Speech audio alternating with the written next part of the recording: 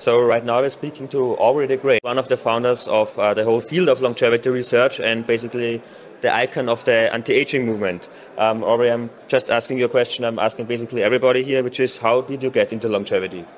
Yeah, I had quite an interesting story, I guess. It comes in two stages. The first stage was when I was very young, like 8 or 9 years old. And it was a curious thing. My mother was trying to make me practice the piano. And I didn't want to. But somehow or other, my mother had already, even by that time, had given me some kind of love of learning. I wanted to understand why I thought what I thought. So I thought to myself, why don't I want to play the piano? And I realized very quickly that the answer was that the best possible consequence of spending all this time practicing would be that I would become a good pianist. And that wasn't much use, because there's already lots of other good pianists. And it was from there, gradually over the years, that it began to crystallize in my mind that I wanted to make a difference to the world, which of course means doing things that other people don't do. And I wanted to make a big difference. And then of course the question was, in which area of human endeavor would I do that? And at first I decided to work in computer science because I studied programming when I was 15 and I found I was good at it. So I thought, yeah, I'll work on the problem of work, the fact that people have to spend so much of their time, doing stuff that they would not do unless they were being paid for it. But I always knew, even from the earliest days, that even though the problem of work was a really bad problem, it was far less bad than the problem of aging, which clearly causes far more suffering than anything else in the world. And the only reason I thought I won't work on aging was because I thought, well, there's biologists who are good at this, and they'll be working on it. So that comes to the second stage, which was when I was about 30, well, late 20s anyway, when I was having a perfectly good, successful career in artificial intelligence research by that time, but I met and married a biologist. And through her, gradually, over a few years, I began, first of all, to realize that she just wasn't interested in aging, and nor were all the other biologists I was meeting. She would say, well, it's not my problem. And I would say, it kind of is. And that would be it. We wouldn't get any... So I decided I had to switch fields. And I was in a lucky position. I had a very undemanding job at the time, which allowed me to basically repurpose my spare time and get going quite quickly. And yeah, here I am. All right, yeah. So, given the gravity of the situation, everyone is aging and aging is deadly, one would assume that everybody talks about it. But why do you think is it that there's just so little public interest in what you and others are doing, anti-aging researchers or longevity researchers, and what are, in your experience, the main misconceptions that people have about your work? I don't think that the reason people don't talk about it and don't want to think about it has anything to do with misconceptions. There are plenty of misconceptions, but the real reason why it is treated this way by society is the same as the reason why cancer was also treated this way by society until maybe 50 or 70 years ago. And that was because we knew that it was terrible, we knew that it killed people, and we didn't have the faintest idea what to do about it. So the only real psychological strategy for most people anyway would be to put it out of one's mind. And it's exactly the same for aging now. We've been facing the problem of aging, as a problem since the beginning of civilization, probably even more so than cancer. And we're terrified by it. And the only way to cope for most people is to put it out, is to construct arbitrarily irrational rationalizations to pretend that it's a blessing in disguise or something, which, is not terribly useful right now. But it made sense until I came along, basically, until we had an actual plan for how we might realistically do something about aging, which was only like 23 years ago. Right, so we'll move on to how to do something about aging, but just a few personal questions maybe. So at the moment, what does your typical day look like? Do you have any daily routine or something? Yeah, I don't really have a typical day. Obviously a day like this is not typical at all. Yeah. We're in the middle of my annual birthday party, as I think of it. These days I work from home a lot more than I used to. because LEV Foundation doesn't have its own lab. We contract out our flagship project, of course, to I call Life Sciences on the other side of America. And so, yeah, I like solitude, actually. I like to be able to pace up and down and think and, stare at the sky from my hot tub and have good ideas. Of course, I work one-on-one with Caitlin, who lives locally, my main scientist. But we get together like for an afternoon twice a week. And so for the rest of the time, I'll be at my home just, like I say, pacing up and down. Do you do anything personally to, stay healthy for as long as possible and age as slowly as possible right now?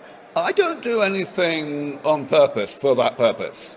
I'm built, luckily. I'm built well. I have had the good fortune, because of my prominence, I guess, to have been given very high-end, very expensive tests of my biological age for free half a dozen times over the past 20 years. And every time I do those things, I come out way, way younger than I actually am. So that's very heartening. But also, of course, what it means is that my rational strategy is to be rather conservative in what I do. So I'm so lucky I can eat and drink pretty much what I like and nothing happens. And also, I don't even need to exercise. But that's not in any way a recommendation for other people. No. I mean, you already mentioned it. It's known that you're a big fan of beer, obviously. So how many beers do you drink a day? And how does that fit with your pursuit of healthy life extension? Yeah, I guess there is a tendency of people to somewhat exaggerate things about any larger-than-life person, and I guess I can call myself that. I don't drink very much, 3 or 4. Okay. And, what does your beard stand for? It's pretty long. My beard is a consequence purely of my first wife, who was a real beard fanatic, and when we met, which was in 1990, she immediately started campaigning for me to grow a beard. And I resisted for about 5 years, actually, because I thought it would be, too hot and too much trouble. And also my mother didn't want me to. But eventually in 1995, actually it was because I, for whatever reason, had an unusually long period of not seeing my mother, like 2 months, something like that. And so I just thought, well, okay, if I'm ever going to do this experiment, I'll do it now. And yeah, and it came out like this, and I was quite surprised, and it's also no trouble at all. And my wife liked it. And since then, of course, it's become a bit of a trademark, because that was just around the time that I switched fields. So everyone's known me looking like this. Okay, maybe you can tell us a bit, how is it to be, as you call it, a larger-than-life character and basically the founder of a growing scientific field, the leader of the movement associated with it? What does it require? Yeah, it honestly took me somewhat by surprise. Obviously, at the beginning of after I switched fields and when I was trying to figure out how aging could be prevented and so on, I was only interacting within the scientific community, and I was learning, and I was publishing well-received stuff, and so that was all great. But nobody else knew me. And then it was only after the media started paying attention to me in like 04 or 05, and after I spoke at TED in 06, that it became apparent that people were interested in this. And I mean, I've always known that I'm reasonably charismatic and so on, but it seemed that I was actually rather good at community building. So since the science was basically done in terms of actually formulating the plan, since then, on the scientific side, my job has been restricted to overseeing some of the projects, which doesn't take all that much of my time. So I've spent more of my time doing the community building, the outreach, the advocacy. And, what's it like? I mean, I just feel privileged that I've got the right skill set to be able to do that part of the crusade and to make a big contribution. Right, so when talking about your motivation for doing all of this, would you say that you're afraid of death, or do you think death is a necessary part of life for the whole cosmos we live in? What are your thoughts about death? I definitely do not think that death is a necessary part of life. I think that's a completely idiotic idea. But I'm not really afraid of death per se either. I don't really think about it very much. It's just like, as I always say when I'm trying to communicate the whole purpose of this mission, I'm really talking about, my own views align with that, namely that this is actually all about health. We're just doing medical research. And yes, there is this side effect of staying healthy, which is that you'll stay alive, and we very much celebrate that side effect in contrast to most of the world who seem to think that we should apologize for it. But still, you know, it's just a side effect. So I don't want to get sick. You know, one doesn't have to explain that because nobody wants to get sick.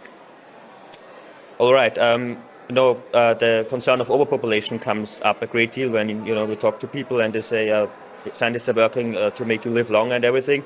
And I just wonder, has your goal of healthy life extension somehow influenced your decision or played a role in your decision that you weren't going to have any kids? Oh, no, not at all. No. I decided not to have kids precisely for the same reason that I was giving earlier when I was explaining why I decided I wanted to make a difference to the world. At the end of the day, if you want to make a difference, you know, there's only 24 hours in the day. The last thing you want to do is something that A, is extremely time-consuming, and B, lots of other people are already very good at it. And having kids is right up at the top of the list in that regard. It's kind of a hackneyed question, but do you have any advice for somebody in high school, just somebody who's trying to figure out what to do with their life? Do you think you have any advice? Well, of course, not everybody wants to make a difference to the world, right? So I can really only advise people who are in high school now and who have the same kind of attitude to their future that I had when I was in high school. But if you are that kind of person, then you can't do better than working on aging, really. I mean, it's still the biggest problem, and we still don't know how long it's going to take to fix it, even though we do have a fairly good idea of how to fix it in general terms. In other words, you know, my damage repair approach has stood the test of 23 years of time, which is pretty good news. But yeah, I mean, so then, you know, the question would be like, what kind of degree should you do, right? And I always say, do a biology degree, obviously, but do a general biology degree, not the specialized one like genetics or biochemistry or whatever, because aging, of course, it's a feature of every aspect of biology, and in order to be a useful contributor to the field, you really have to have a reasonable grounding in absolutely all fields. Yeah, biochemistry, cell biology, molecular biology, genetics, physiology, anatomy, whatever. You mentioned your damage repair approach, and I think people right now are wondering, what is this thing actually? What is this approach with which you aim to tackle aging and ultimately defeat it? So could you briefly explain how it works? Yeah, just very briefly. So aging is the accumulation of self-inflicted damage in the body. I mean, of course, different people have different definitions of aging, but nobody would really disagree. No biologist would really disagree with that definition. It's just like, I like it because it demystifies aging. It shows that aging in the human body or in a living organism is broadly the same thing as aging in a simple man-made machine like a car. The damage simply means any change to the underlying structure, the molecular and cellular structure in the case of living organisms, that is caused as a consequence of the body's normal operation and is tolerated only up to a point. In other words, there's a threshold level beyond which that damage starts to impair physical or mental function. So then, the goal of any anti-aging research is to separate metabolism, the process of being alive, from the pathologies, the loss of function. And people have tried to do that by making people more resistant to damage, which doesn't work. And they've also tried to do it by slowing down the rate at which metabolism generates damage, and that also doesn't work because damage is just too intrinsically intertwined with the things that metabolism has to do to keep us alive. And so the fundamental new idea that I brought in 2000 was that, hey, we don't need to do either of those things. Instead, we can go in and repair the damage every so often. And we don't have to repair the damage particularly thoroughly, we just have to repair it every so often and keep the overall amount of damage in the body down below that threshold that's bad for us. So that's the idea. As you said, you came up with the idea quite a long time ago, so why haven't you received a Nobel Prize or a Breakthrough Prize for it yet? Well, I mean, I don't know whether those kinds of prizes are really awarded for that kind of thing. I mean, first of all, I can say that it took a good 10 years for my for the damage repair paradigm to become mainstream. Really the point that that everyone would highlight that says, but after this it's over. It's definitely acknowledged to be the right way to think about this. was the Hallmarks paper in 2013. But, you know, I think the prizes ought to go to the people who are actually implementing this idea rather than just the person who had the idea. And how exactly will the administration of these therapies, this medicine look like? Like pills, injections, or multiple injections, for example, if we want to get rid of something in all of our cells? How will that look like in practice? Well, of course, it's very hard to know, and it's likely to change over time. So when these therapies first start to get into the clinic, when they get through far enough to be able to be effective in humans, some of it may be quite clunky. It may need, for example, even surgery in some cases to replace whole organs with ones grown in the lab, for example. But I would guess that will only be for a short period, if at all, and that thereafter most of this will be by injection. I don't think all that much of it is ever going to be able to be delivered orally, simply because a lot of it's going to be cell therapies and gene therapies, which, you know, you have to inject. Beyond that, of course, we can talk about different types of delivery technology and so on, but yeah, that's a bit too detailed. Could you name like 3 of the biggest advances that the field has made in the past few years? Whoa. Well, I'm going to cheat a bit because the ones that I like to point to are actually ones that are not specific to longevity research. They are to do with biomedical research in general. So certainly the obvious ones that one would point to are CRISPR and induced pluripotent stem cells, which are definitely enormous game changers across the whole of medical research. More recently, I think we have to very much highlight the contributions of artificial intelligence. The most conspicuous particular example, I guess, would have to be AlphaFold, which is, of course, this wonderful program that predicts the three-dimensional shape of a protein from its amino acid sequence.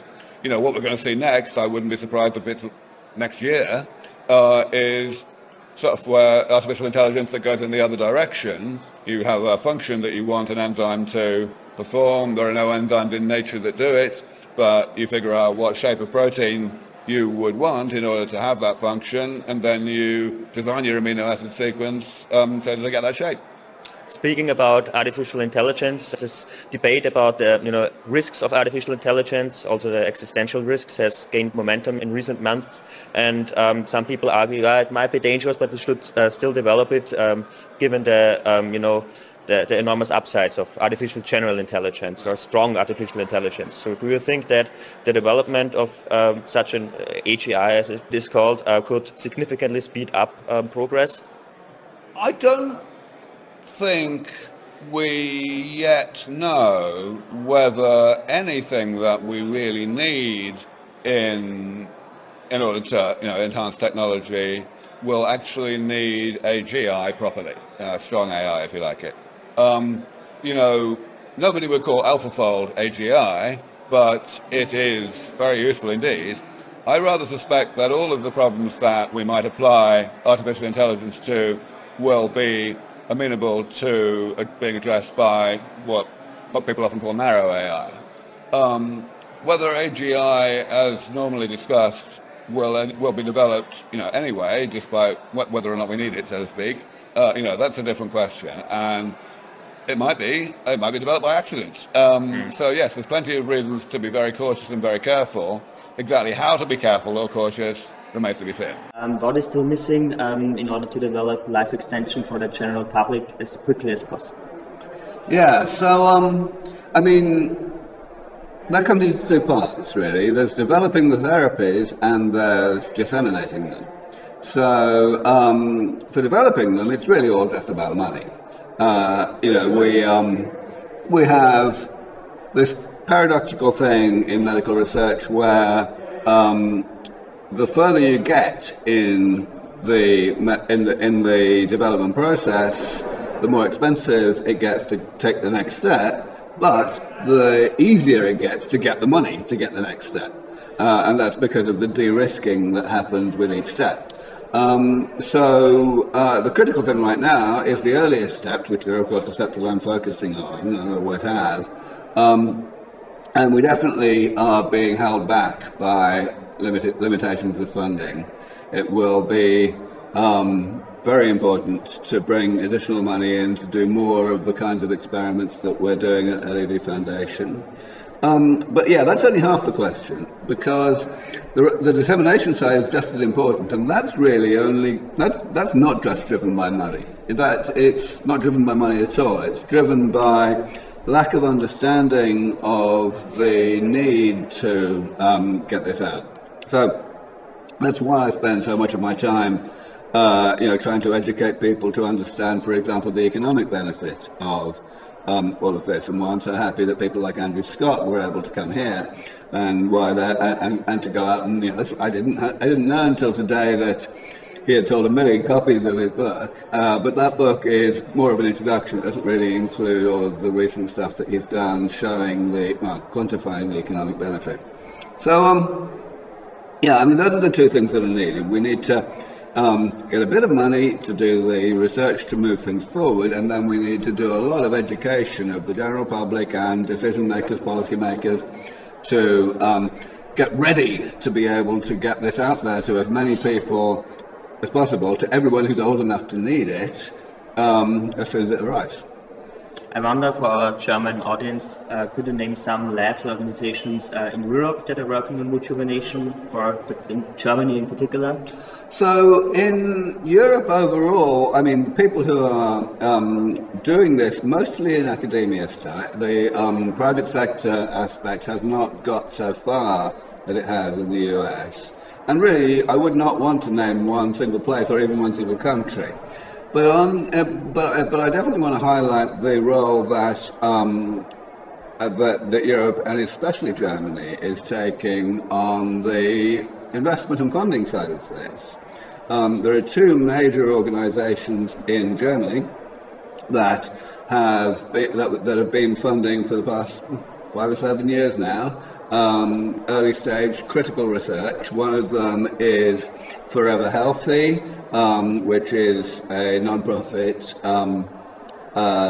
funded by Michael Greber, and of course its partner for-profit side, the venture fund, which is Kazoo. Those two organizations have put substantial funds into critical research, and the difference they've made is incalculable. The other one is Apollo, which historically was based in Hamburg. I'm not quite sure whether that's true anymore. And it too is, doing the same kind of thing, putting money into exactly the right places.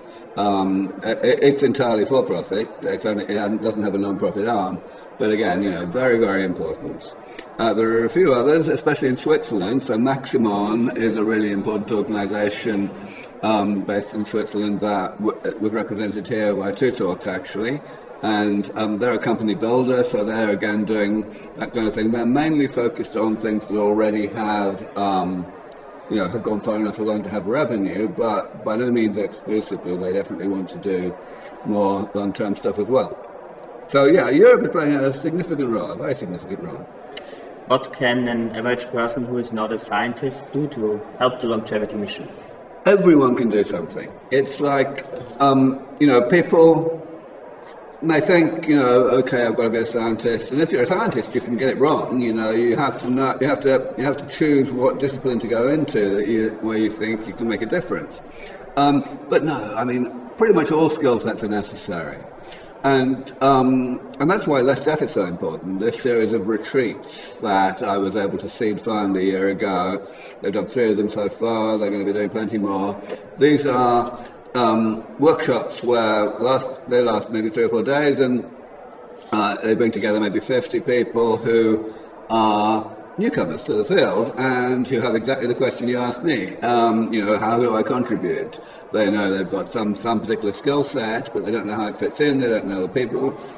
So essentially, what these workshops do, in addition to actually teaching people stuff with talks, is they bring people together. They make partnerships, they make collaborations and so on, and it's been wildly effective, even right from the beginning. So that's the kind of thing. Aubrey, thank you very much for your time and for making this conference possible. Well, thank you for coming. And thank you for coming.